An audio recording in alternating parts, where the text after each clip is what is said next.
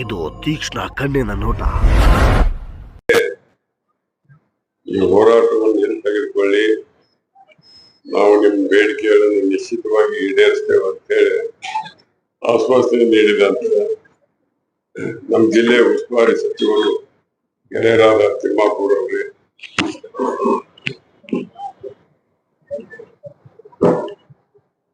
ಹಾಗೂ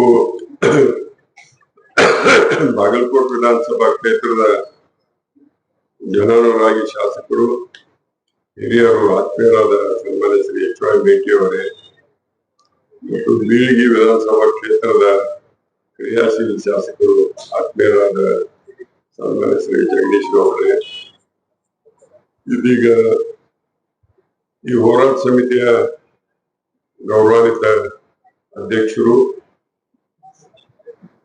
ಜಿಲ್ಲಾ ಕೇಂದ್ರ ಸಹಕಾರಿ ಬ್ಯಾಂಕಿನ ಅಧ್ಯಕ್ಷರು, ಇಂದಿನ ಸಚಿವರು, ಸಂಸದರಾದ ಸನ್ಮಾನ್ಯ ಶ್ರೀ ಅಜಯ್ ಕುಮಾರ್ ಸರ್ನಾಯಕರವರೇ, ಹಿರಿಯ ನಾಯಕರುಗಳೇ, ಮತ್ತು ಈ ಹೋರಾಟದಲ್ಲಿ ನಿರತರಾದಂತ 15 ದಿನಗಳ ಕಾಲ ಹೋರಾಟವನ್ನು ಬಹಳ ಶಾಂತ ರೀತಿಯಿಂದ ಮುನ್ನಡೆಸಿಕೊಂಡು ಬಂದಂತ ಹೋರಾಟದಲ್ಲಿ ಭಾಗಿಯಾದಂತ ಎಲ್ಲ ಒಂದು ಭಗಿನಿಯರೇ, ಮತ್ತು ಈ ವೇದಿಕೆ ಮೇಲೆ ಉಪಸ್ಥಿತರಾದಂತ ನಮ್ಮ ಜಿಲ್ಲೆಯ ಜಿಲ್ಲಾಧಿಕಾರಿಗಳೇ ಮತ್ತು ಪೊಲೀಸ್ ವರಿಷ್ಠಾಧಿಕಾರಿಗಳೇ, ಮತ್ತು ನನ್ನ ಮಾಧ್ಯಮದ ಗೌರವಾನ್ವಿತ ಸ್ನೇಹಿತರೆ, ಸಹೋದರರೇ, ಈಗಾಗಲೇ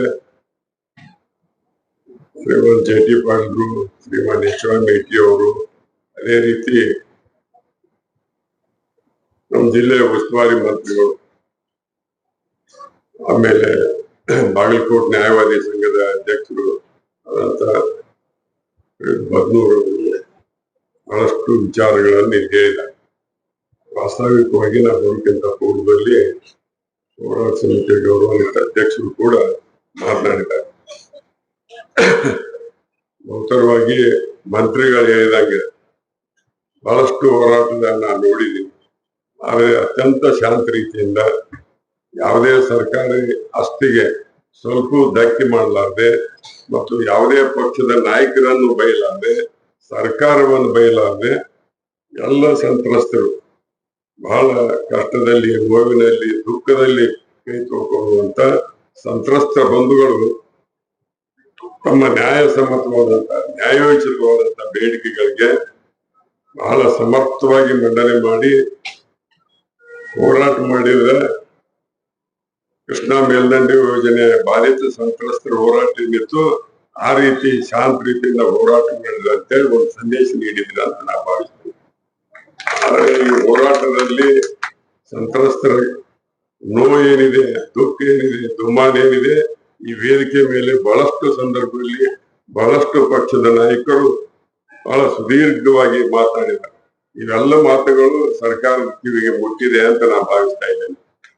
ಯಾಕೆ ಮೊನ್ನೆ ಈ ರಾಜ್ಯದ ಮುಖ್ಯಮಂತ್ರಿಗಳಾದಂತ ಶ್ರೀಮಾನ್ ಸಿದ್ದರಾಮಯ್ಯನವರು, ಉಪಮುಖ್ಯಮಂತ್ರಿ ಆದಂತ ಶ್ರೀಮಾನ್ ಡಿ.ಕೆ. ಶಿವಕುಮಾರ್ ಅವರು ಈ ಹೋರಾಟದ ಅಧ್ಯಕ್ಷರಿಗೆ, ಗೌರವ ಅಧ್ಯಕ್ಷರಿಗೆ ಮತ್ತು ಒಂದು 10 ಜನಕ್ಕೆ ಕರೆದಾಗ ಅವರು ಕೂಡ ಬಹಳಷ್ಟು ಹೋರಾಟಗಾರರ ಬೇಡಿಕೆಗಳನ್ನ ಅವರಿಗೆ ಮನವರಿಕೆ ಆಗುವಂಗೆ ಹೇಳಿದ್ದಾರೆ. ಅವ್ರಿಗೆ ಕೂಡ ಇಂಟೆಲಿಜೆನ್ಸಿ ಇರ್ತದೆ.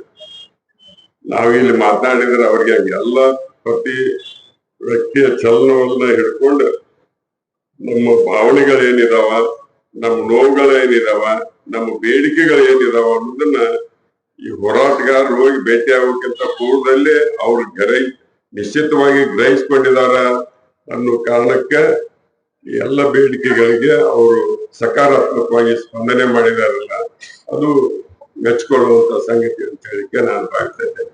ಮೊಟ್ಟ ಮೊದಲನೇದಿಗೆ ನಮ್ಗೆ ಬಹಳ ಆತಂಕದಲ್ಲಿ ಸಂತ್ರಸ್ತರು ಏನಿದ್ರು 519.6 ಮೀಟರ್ ಇಂದ 524.254 ಏನಿದೆ, ಈ ಮಧ್ಯದಲ್ಲಿ 522 ಮೀಟರ್ ವರೆಗೆ, ಮೊದಲು 519ರಿಂದ 522 ಮೀಟರ್ ವರೆಗೆ ಮೊದಲು ಸ್ವಾಧೀನಪಡಿಸಿಕೊಂಡು, ನಂತರ 522 ಮೀಟರ್ ಇಂದ 524.254 ಮೀಟರ್ ವರೆಗೆ ನಾವು ಸ್ವಾಧೀನಪಡಿಸ್ಕೊಳ್ತೇವೆ. ಏಕಕಾಲಕ್ಕೆ ನಾವು ಸ್ವಾಧೀನಪಡಿಸ್ಕೊಳ್ಳುವುದಿಲ್ಲ ಅನ್ನುವಂತ ಒಂದು ನಿರ್ಣಯ ಏನಾಯಿತು, ಆ ನಿರ್ಣಯವನ್ನ ನಾವು ತೆಗೆದು ಹಾಕ್ತೇವೆ ಅಂತ ಹೇಳಿದ್ದು ಬಹುತರವಾಗಿ ಸಂತ್ರಸ್ತರಿಗೆ ಬಹಳ ಮೆಚ್ಚುಗೆ ಆಗುವಂತ ಒಂದು ಸಂಗತಿ ಅಂತ ನಾವು ಭಾವಿಸ್ತಾ ಇದ್ದೀನಿ. ಯಾಕಂದ್ರೆ ಈ 519ರಿಂದ 524 ಮೀಟರ್ ನಡು 527 ತಂದು ಅದ್ರ ಸಲುವಾಗಿ ಸರ್ವೆ ಮಾಡಿ ಮತ್ತೊಮ್ಮೆ ಪ್ರೊಸೀಡಿಂಗ್ಸ್, ಲ್ಯಾಂಡ್ ಅಕ್ವಿಷನ್ ಪ್ರೊಸೀಡಿಂಗ್ಸ್ ಮತ್ತೊಮ್ಮೆ ಸ್ಟಾರ್ಟ್ ಮಾಡಿ ಆ ಸರ್ವೆ ಮಾಡೋಕೆ ಮತ್ತೊಂದು 3 ವರ್ಷ ಬೇಕಿತ್ತು. ಆಮೇಲೆ ಲ್ಯಾಂಡ್ ಅಕ್ವಿಷನ್ ಮುಗಿಯಕ್ಕೆ ಮತ್ತೊಂದು 10 ವರ್ಷ ಬೇಕಿತ್ತು. ಆಮೇಲೆ 522ರಿಂದ 524ಕ್ಕೆ ಅದು ಒಂದು ದೊಡ್ಡ ಇತಿಹಾಸ ಆಗಿತ್ತು. ಆದ್ರೆ ಅದನ್ನ ತೆಗೆದದ್ದು ನಾನು ಸರ್ಕಾರದ ನಿಲುವನ್ನು ತುಂಬ ಹೃದಯದಿಂದ ಸ್ವಾಗತ ಮಾಡ್ತೀನಿ. ಯಾಕಂದ್ರೆ ನಿರ್ಣಯ ಮಾಡುವಂತವ್ರು ಇವತ್ತು ನಮ್ಮ ಹೋರಾಟ ಸಮಿತಿಯ ಗೌರವಾನ್ವಿತ ಅಧ್ಯಕ್ಷರು ಕೊನೆಗೆ ಅವರು ತಮ್ಮ ವಿಚಾರಗಳನ್ನ ಹೇಳ್ತಾರೆ. ನನಗೆ ಅನ್ಸಿದ ಮಟ್ಟಿಗೆ ನಾನು ಹೋರಾಟದಲ್ಲಿ ಮೊದಲನೇ ದಿವಸದಿಂದ ಇವತ್ತಿನವರೆಗೆ ನಾನು ಕೂಡ ಈ ಹೋರಾಟದ ಭಾಗಿಯಾಗಿದ್ದರಿಂದ ನನಗೆ ಅನಿಸಿದಂತ ವಿಚಾರಗಳನ್ನು ಇವತ್ತು ಹೇಳಿಕೆ ಬಯಸ್ತಾ ಇದ್ದೇನೆ. ಇದರ ಜೊತೆಗೆ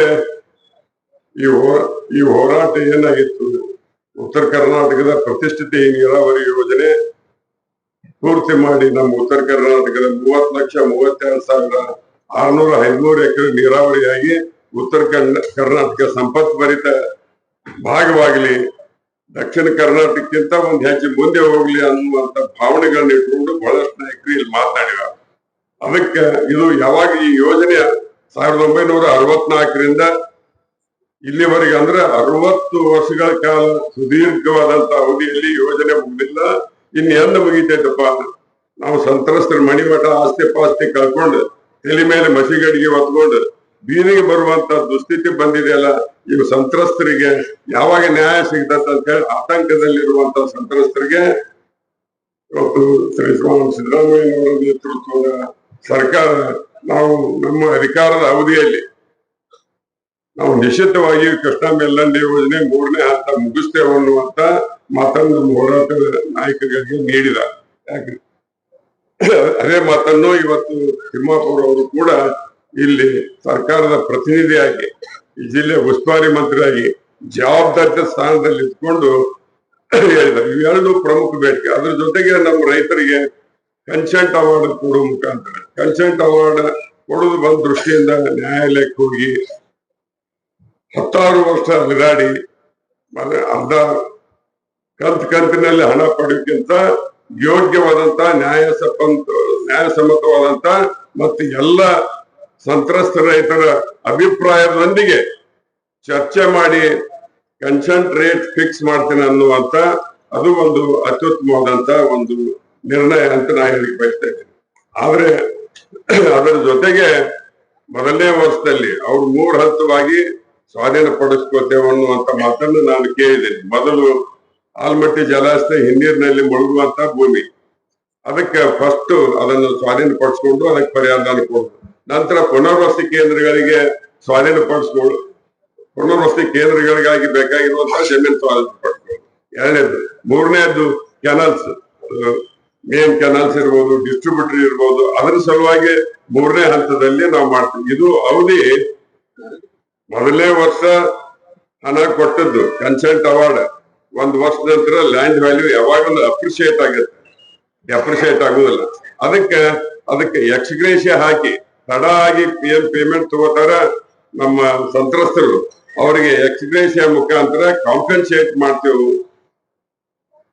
ಬಹಳ ತಡವಾಗಿ ಬಿಡ್ತಕ್ಕಂಥ ಪರಿಹಾರಧನಕ್ಕೆ ಭೂಮಿಯ ಬೆಲೆಯನ್ನು ನಾವು ಹೆಚ್ಚಿಸಿ ಕೊಡ್ತೇವೆ ಅನ್ನುವಂತ ಮಾತನ್ನ ಹೇಳಿದಾರೆ. ಇವು ಮಾತುಗಳು ಮಾತ್ರ ನಮ್ಗೇನು ಬಹಳ, ಯಾಕಂದ್ರೆ 60 ವರ್ಷದ ಯೋಜನೆ ಇವತ್ತು ತಿಮ್ಮಾಪುರ ಅವರ ನೀವು ಇನ್ನು 3 ವರ್ಷನಾಗ ಮುಗಿಸಿದ್ರೆ ಇತಿಹಾಸ ಕೊಡೋದಾಗ ನೀವು ಕಾಯಂ ಆಗಿ ಬೆಳಿತೀರಿ. 60 ಪವಾಡ ಏನಲ್ಲ, ಅಸಾಧ್ಯ. ಗೋಲ್ಶೆಟ್ಟಿ ಅವರ ಈ 3 ವರ್ಷದಾಗ 3ನೇ ಹಂತ ಮುಗಿಸೋದು ಏನ್ ದೊಡ್ಡ ಪವಾಡದ ಕೆಲಸ ಅಲ್ಲ ನನ್ನ ದೃಷ್ಟಿಯಲ್ಲಿ. ಪಕ್ಕದ ತೆಲಂಗಾಣ ಇದ್ರ ದುಪ್ಪಟ್ಟು ಯೋಜನೆಯನ್ನು 3 ವರ್ಷದಾಗ ಮುಗಿಸಿದ್ದಾರೆ. ಆದ್ರೆ ಆಂಧ್ರದವರು ಪಾಲೇವರಂ ಯೋಜನೆಯನ್ನು ಕೂಡ 3 ವರ್ಷದಲ್ಲಿ ಮುಗಿಸುವಂತ ಕಮಿಟ್ಮೆಂಟ್ ಮಾಡಿದ್ದಾರೆ. ಅದಕ್ಕೆ ನಮ್ಮ ಸರ್ಕಾರ ಅಂದ್ರೆ ಏನಾಗುತ್ತೆ, ಕ್ರೆಡಿಟ್ ಏನಾಗುತ್ತೆ ಅಂದ್ರೆ ತಿಮ್ಮಾಪುರ್ ಅವರು ಈ ಜಿಲ್ಲೆ ಉಸ್ತುವಾರಿ ಮಂತ್ರಿ ಇದ್ದು ಸರ್ಕಾರದ ಪ್ರತಿನಿಧಿಯಾಗಿ ನಮ್ಮ ಈ ಹೋರಾಟ ಸ್ಥಳಕ್ಕೆ ಭೇಟಿ ಕೊಟ್ಟು ಸರ್ಕಾರದ ವಿಚಾರವನ್ನು ಹೇಳಿ 60 ವರ್ಷದ ಯೋಜನೆಯನ್ನ ಇನ್ನು 3 ವರ್ಷದಲ್ಲಿ ಮುಗಿಸಿದ್ರೆ ಇದು ಒಂದು ದೊಡ್ಡ ಕೊಡುಗೆ ಉತ್ತರ ಕರ್ನಾಟಕದ ಜನತೆಗೆ, ನಮ್ಮ ಸಂತ್ರಸ್ತರಿಗೆ ಅಷ್ಟೇ ಅಲ್ಲ, ಇಡೀ ಉತ್ತರ ಕರ್ನಾಟಕದ ಜನತೆ ನೆಮ್ಮದಿಯನ್ನು ನಿಟ್ಟುಸಿರು ಬಿಡ್ತಾರ. ನಾವು ವಲಸೆ ಹೋಗುದು ತಪ್ತೈತಿ, ಹಿಂದುಳಿದವರು ಅಣಿಸ್ಕೊಳ್ಳೋದು ತಪ್ತೈತಿ, ಬಡವರ ಉತ್ತರ ಕರ್ನಾಟಕನ್ನು ತಪ್ತೈತಿ. ಇವೆಲ್ಲ ಹಣಪಟ್ಟಿ ಕಳಿಸ್ಲಿಕ್ಕೆ ಸಾಧ್ಯ ಇದೆ. ಬರಗಾಲ ದೌಡಿಯಿಂದ ಕೂಡ ನಾವು ಪಾರಾಗ್ತೇವೆ ಅನ್ನುವಂತ ಮಾತನ್ನು ನಿಮ್ಮ ಅವಧಿಯಲ್ಲಿ ಶ್ರೀಮಾನ್ ಸಿದ್ದರಾಮಯ್ಯನವರ ಸರ್ಕಾರದ ಅವಧಿಯಲ್ಲಿ, ಉಪಮುಖ್ಯಮಂತ್ರಿ ಅಂತ DK ಶಿವಕುಮಾರ್ ಅವರ ಅಧಿಕಾರದ ಅವಧಿಯಲ್ಲಿ, ನಮ್ಮ ಜಿಲ್ಲೆ ಉಸ್ತುವಾರಿ ಮಂತ್ರಿ ಅಂತ ತಿಮ್ಮಾಪುರ್ ಅವರ ಅವಧಿಯಲ್ಲಿ ಇದು ಕೇವಲ 60 ವರ್ಷದ ಯೋಜನೆ. ಇನ್ನು 3 ವರ್ಷದಲ್ಲಿ 3 ಅಥವಾ 3.5 ವರ್ಷ ಅವಧಿ ಐತಿ. 6 ತಿಂಗಳ ಜಾಸ್ತಿ 3 ವರ್ಷನಾಗ ಮುಗಿಸಿದೇವ ಅಂತ ಹೇಳಿ ಆರಾಮವಾಗಿ ಮುಂದಿನ 6 ತಿಂಗಳ ಎಲ್ ಜಿಗಿತ್ತು ಈಶಾಡ ಗೋರಿ ಆಲ್ಮಟ್ ಜಾಮ್ ಸ್ವಿಮ್ಮಿಂಗ್ ಆಯ್ತಂದ್ರೆ ಇದು ಒಂದು ಹೊಸ ಚರಿತ್ರೆ. ನನ್ನ ದೃಷ್ಟಿಯಲ್ಲಿ ಇದು ಹೊಸ ಚರಿತ್ರೆ. ಆದ್ರೆ ನನ್ನ ಅತ್ಯಂತ ಕಳಕಳಿಯ ಪ್ರಾರ್ಥನೆ ಎಲ್ಲ ಸಂತ್ರಸ್ತ ಬಂಧುಗಳ ಪರವಾಗಿ, ನೀವು ಇವತ್ತೇನು ಕಮಿಟ್ಮೆಂಟ್ ಮಾಡಿರಿ, you should not eat your words. ನೀವು ಏನು ಮಾತನಾಡಿದ್ರಿ ಅದನ್ನ ಅಕ್ಷರಶಃ ಪಾಲನೆ ಮಾಡ್ತೀರಿ ಅನ್ನುವಂತ ವಿಶ್ವಾಸ ನಮ್ಮೆಲ್ಲರಿಗಿದೆ.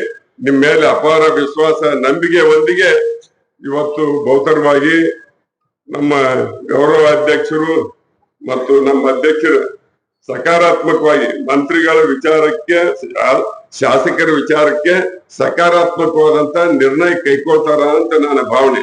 ನಮಗ್ ಬೇಕಾಗಿದ್ದೇನು ಸ್ಟಿಪ್ಯುಲೇಟೆಡ್ ಪೀರಿಯಡ್ನಾಗ ನಿಗದಿತ ಅವಧಿಯಲ್ಲಿ ನಾವು ಕೃಷ್ಣಾ ಮೇಲ್ದಂಡೆ ಯೋಜನೆ 3ನೇ ಹಂತ ಮುಗಿಸ್ತೇವೆ.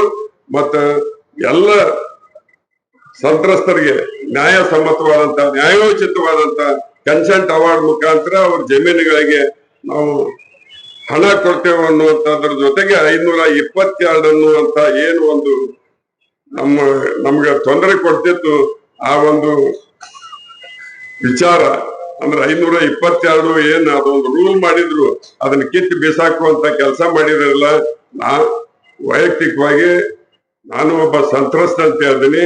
ಇದು ಬಹಳ ಸಂತೋಷ. ನಾವ್ ಏನ್ ಮಾತನಾಡಿದೇವೆ ಹಿಂಗ್ ನಡೆದ್ರೆ ಬಹುತರವಾಗಿ ನೀವು ಇತಿಹಾಸ ಪುಟದಲ್ಲಿ ರಾರಾಜಿಸ್ತೀರಿ.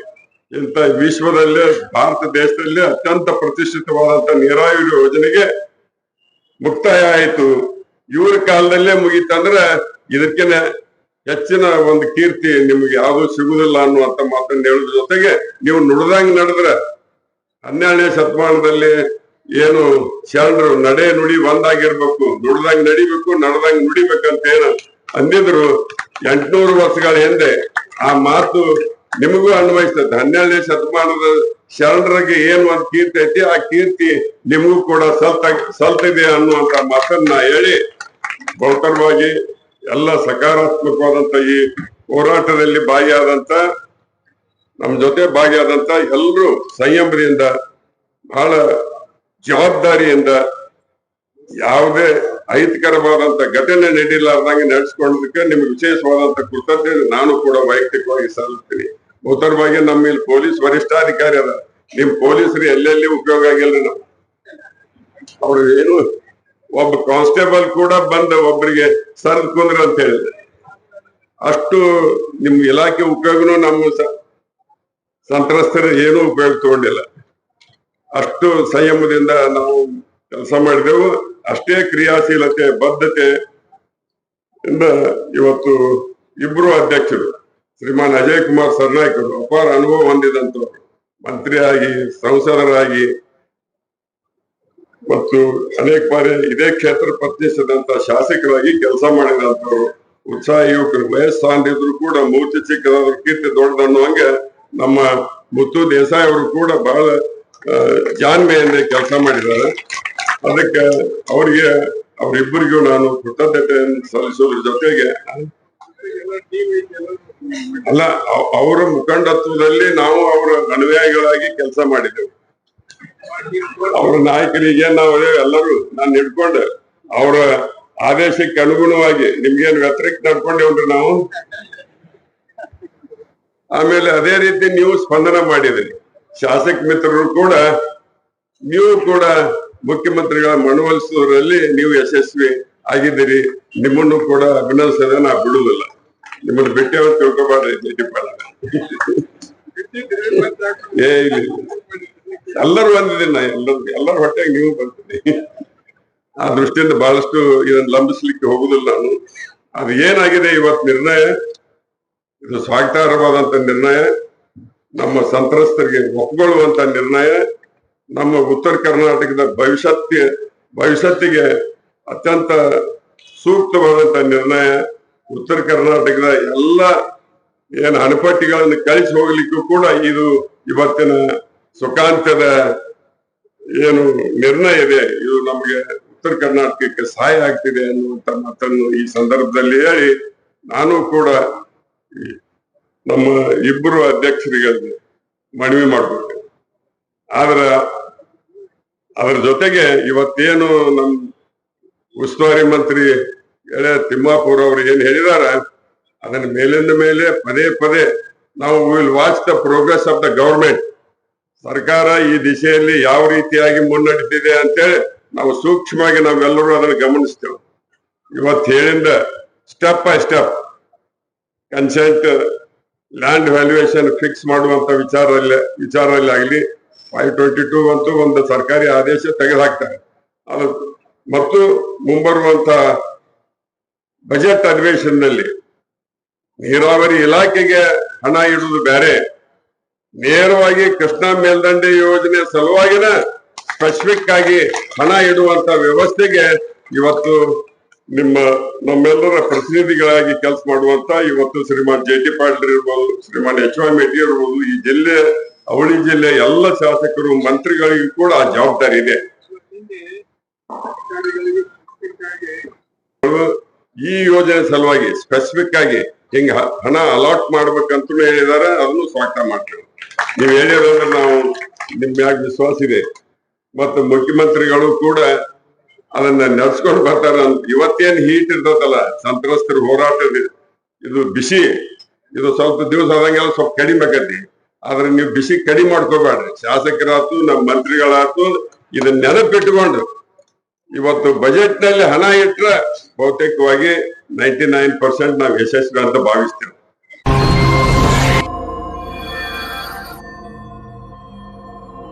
ಇದು ತೀಕ್ಷ್ಣ ಕಣ್ಣಿನ ನೋಟ.